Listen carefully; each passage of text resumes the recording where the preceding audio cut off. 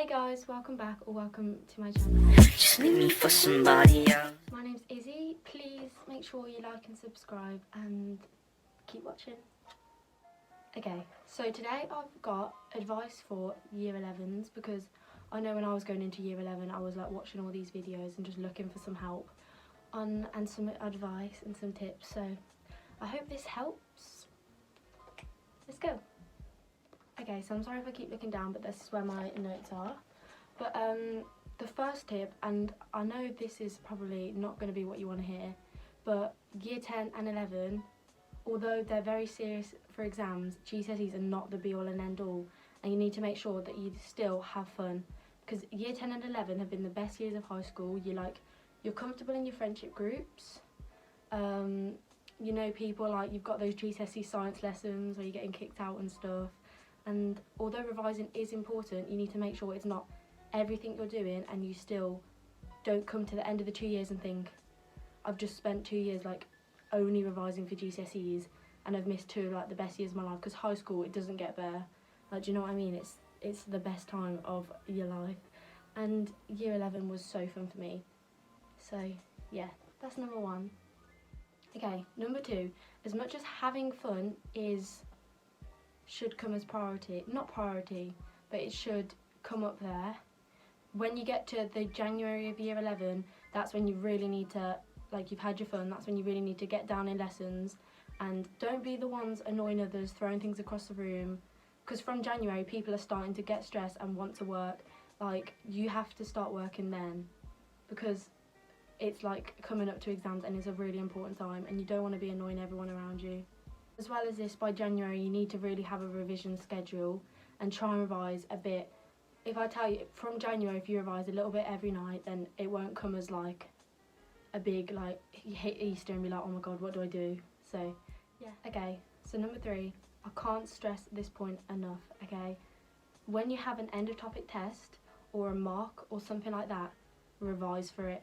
Make your notes then, little by little. So like in year 10, if say it was like biology, like cell biology, we'd finish the course and we'd have an end of topic test, and I'd make a set of flashcards for that end of topic test, and it just made life so much easier, because then when it comes to the exams you've already got all your revision notes and you can learn them rather than having to make them.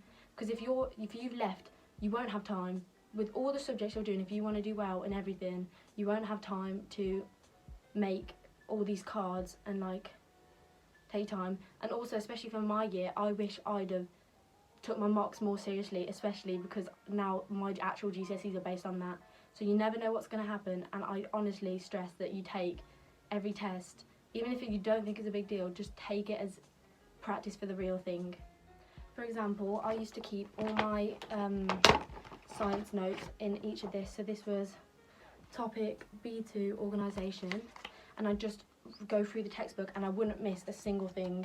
So I'd just write every single question, and if you just learn these, literally I'd make them and I wouldn't learn them till the night before, and I'd just go over them with my mum, and it honestly helps so much. Like, it just helps it stick in your brain, and it's like long term, like remembering. But notes and stuff, I think I'm going to be selling all my notes and paper and stuff on my Depop. They're not great, the notes aren't great, but I might just sell my textbooks, and then if you buy a textbook I'll just chuck some notes in for you. I won't sell them separate because they're not good enough. Like, people would take really long, mine were just like messy, like I knew what I was writing, so that's important. Okay, so this one you probably won't want to hear, but if you're passionate about the subject and you think you're going to take it for A level, try and do some extra work. So like English and history, like I was always doing extra essays and taking them to my teachers to get marked, because it's all about exam technique, and even if you know the stuff, then it's always better to just go and like get it marked and then hear what you can do, and they're always going to do that for you because they want you to get your best. Also, for maths and science, do past papers, go and take it to your teacher. They won't mind. It takes them 10 minutes, they know the subject. So yeah. Okay, so this tip is really important. This is how I learn most of my course, and it's use online sources. So use online sources and textbooks, because although what you learn in lesson is good, half the time you're not listening, you miss stuff, and you can't just revise from your notes that you make in class unless your teacher is amazing and they have everything on the specification. No, like, it's better off to go home and just get the textbooks. So they're really cheap on Depop. I'm selling all of mine, all my history and everything. I got loads. And just revise from them, make your cards from textbooks. Use class notes if you want to, but also make sure you're using textbooks. And online sources like Mr. Bruff for English, Mr. Sells English Teacher, like that's for like exam technique and how to really like understand what to write in the exam. And also for science, the night before an exam, I used to watch 3 science lessons, and I just watched the whole of the course and just like write loads of notes, like little jotting notes of what he was saying that like to help me remember. Okay, so this one's purely for me, but lessons like art and tech, which are coursework based, take those lessons seriously and use that time, because in art, literally me and my friends would just mess around and not do, like we'd do like a little drawing every lesson, and then you come to the exam, like you need loads of work for art, so you want to be using your time at home to revise for other subjects. So literally take those lessons really seriously and just get your head down on work. I know they're fun, but coursework is mainly coursework based, so you just gotta really take advantage of it. And go back for lunch times as well. If you've not got time after school, spend as much time in school as you can in that art classroom or that tech room. Okay, I've already slightly covered this one, but just again, that practice questions are vital, because you can learn everything out of the textbook, but if it's not what the examiners want to hear, they have to follow a specific specification, and if it's not what they want to hear, you won't get the marks.